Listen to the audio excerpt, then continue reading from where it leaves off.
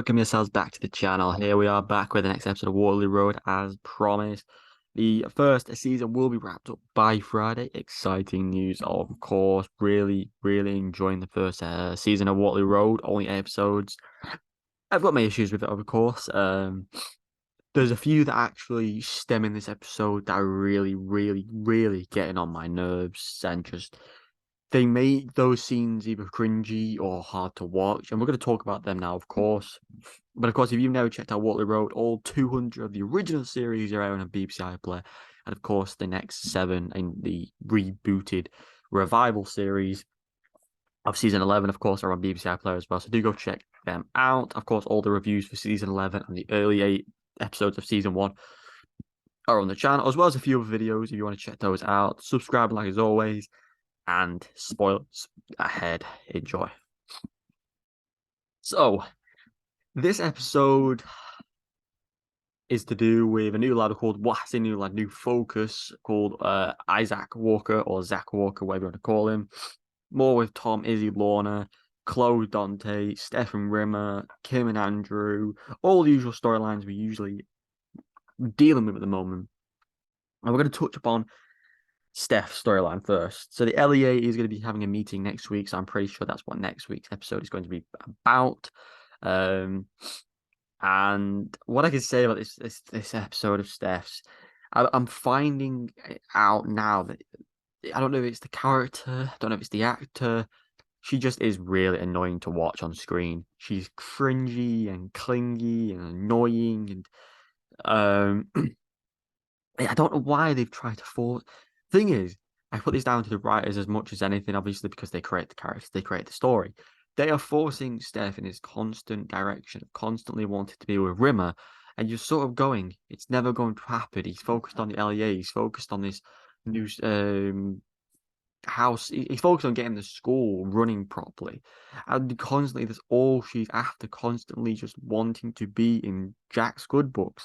And it's just so annoying to watch. Every time she comes on the screen, I'm like, she thinks he's fake for the whole misplacement of the coursework, and it's like he knows you robbed it on Friday. You literally said you'd make sure you'd have it by Monday, and coincidentally, it's disappeared by Monday. What are the odds of that happening? Very slim.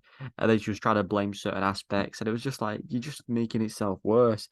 And still trying to be sexual and trying to flirt with Rimmer isn't going to work because he doesn't like you as a person, let alone as more than friends.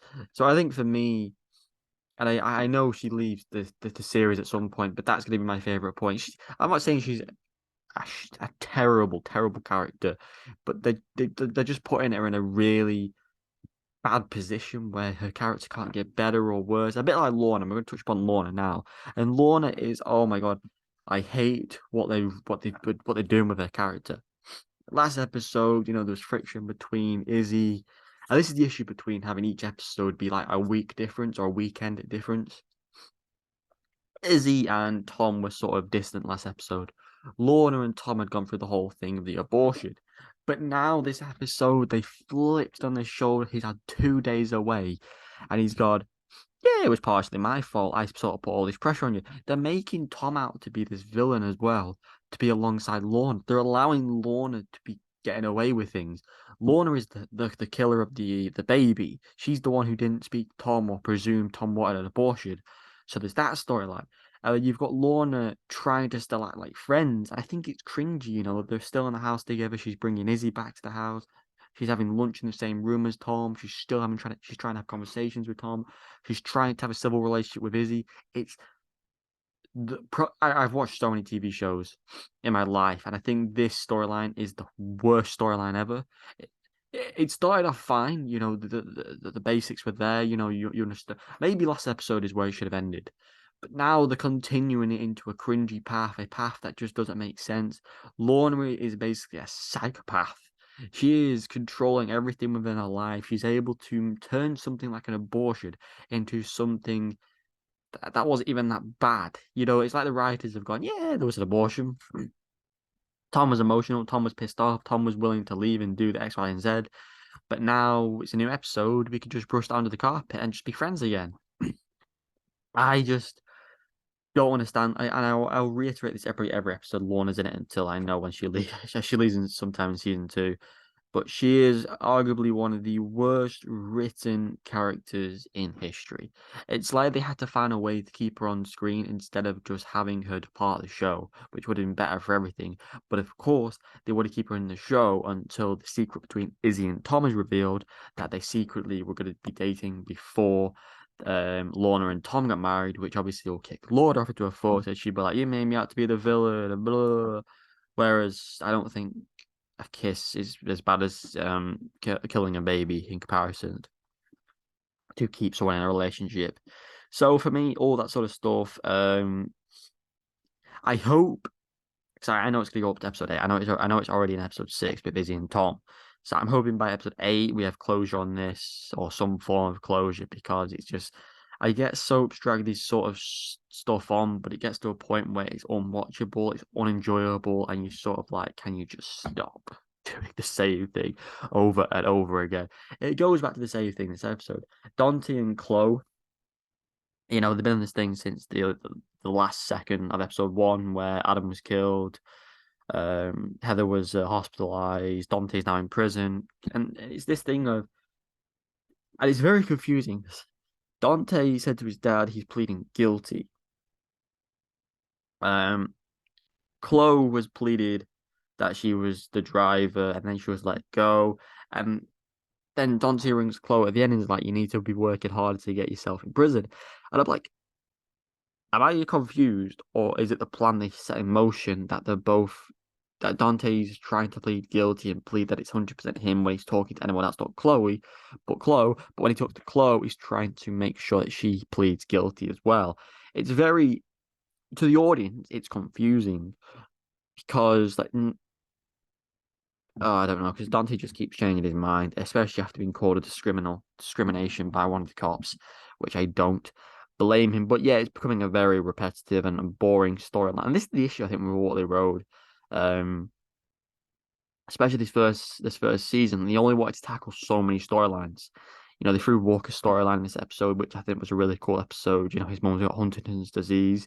He's accused of being a druggie by Grantley and Andrew, mistakenly. Kim is the only one who doesn't fully understand what's going on, but by the time they obviously get to the house and understand the situation, it's quite an emotional thing. Him looking after his mother and how crazy of a situation these people can get put in. But I like how it was dealt with. Um, I don't know if he appears again. That's the thing. I think this is the thing with what they wrote. I like how they do subtle stories like that. A character will come in, they've been rehabilitated in many ways. They can go on their way and look after their mum in the way they know best with the nurses. Grantley, for me, it's hard to believe he becomes one of the most beloved characters because, and I think this is really good writing because he obviously gets mellowed at some point. I just can't remember how. He is so annoying to watch, a bit like Steph. He's just stubborn with the world. He hates the world. He always wants to go to war with Andrew Treneman. Um, I mean, bullying the kids, smashing books in his ears, calling him a druggie. I think it's crazy how much of a grumpy person he was written. And I don't have much of an opinion on Grantley because I know how much of development he gets into. But in the early stages, he's not involved enough. And when he appears on our screens, he is just horrible to watch. But yeah, I think for the most part, I think the faculty is very well established and focused on. You've got Kim and Andrew, their relationship. Andrew's constantly working with Rimmer or Kim. I love their roles in the show. I think they highlight the three of them. They're always pushing and making the scenes better. We can see Andrew and Kim going in a better direction, and their friendship probably blossom into something more. I do love the scene where Rimmer walked in with a bit of chippy and it was like, oh yeah, they're not going on that date. But you can see they're getting closer. You can see Kim and smiling towards Andrew. You can tell they're going in. You could just see the direction of the show. Certain storylines work better than others. Tom, Lorna, and Izzy's has dragged on. The whole, the school focus of Kim, Andrew, and Rimmer. I think their storyline's been perfect, because they're focusing on the school, they're focusing on the kids, they've got the relationships with each other, they're focused on like LEA, they're focused on the stability of the school, dealing with Walker, Estelle's little involvement. Andrew's rivalry with Grantley, it works. It understands. Now I can't remember what he said. Grantley's basically going to be going to the Union to make sure things are dealt with between them two. Lewis subtly appearing here and there, but I think the Chloe and Dante, the Izzy, Lorna, and Tom stuff has to be sort of wrapped up or toned down a bit because I think there's just too much of it. It's just taken away from the story. I mean, Chloe crashed into the bins at the end after stealing Jimmy's van. It's like, will that go down against Jimmy? No, he shouldn't do because Chloe's the one who snuck out and robbed the van. Can't blame Jimmy for not having his eye on his daughter for every single second. Mika's on some random course and she didn't appear in this episode for whatever reason. And I just think, they're trying to deal with a lot of big storylines, and maybe the storylines that are actually enjoyable watching don't get as much attention. It feels like, you know, Andrew's on every now and again, but he's still a big part of this story. But I just think they have to tone down the story with Lorna and Tom and Izzy because one, Lorna isn't like an enjoyable character. Steph, we know we're going to get loads more next week because of the trip with Andrew, so we'll see how that goes. But ultimately, I think for the most part, I think it was another great episode. Issues, as I said, with Lorna and Steph, but of course, they're two characters that do eventually leave the show, so I can be satisfied with that. But as a whole, um, yeah, I just can't wait to get out of season one because there's just too many repetitive storylines. And I know for a fact more characters get introduced in season two. We know it's the departure of many characters in season two. And of course, we can expect some more great storylines coming our way. So, of course, you guys let me know down below in the comments your thoughts on this episode of Waterloo Road, obviously episode 5. What do you think about Steph? What do you think about Lorna? Um, if you have any context, can you tell me? Does That's spoiling, of course. Does the Dante and Chloe stuff go all the way to episode 8? And of course, let me know down below in the comments if you're excited for the final few episodes this week. Subscribe and like as always, and of course, do let me know down below in the comments your thoughts on the episode. And if you enjoyed the video, leave a like and subscribe if you're new. Till next time, goodbye.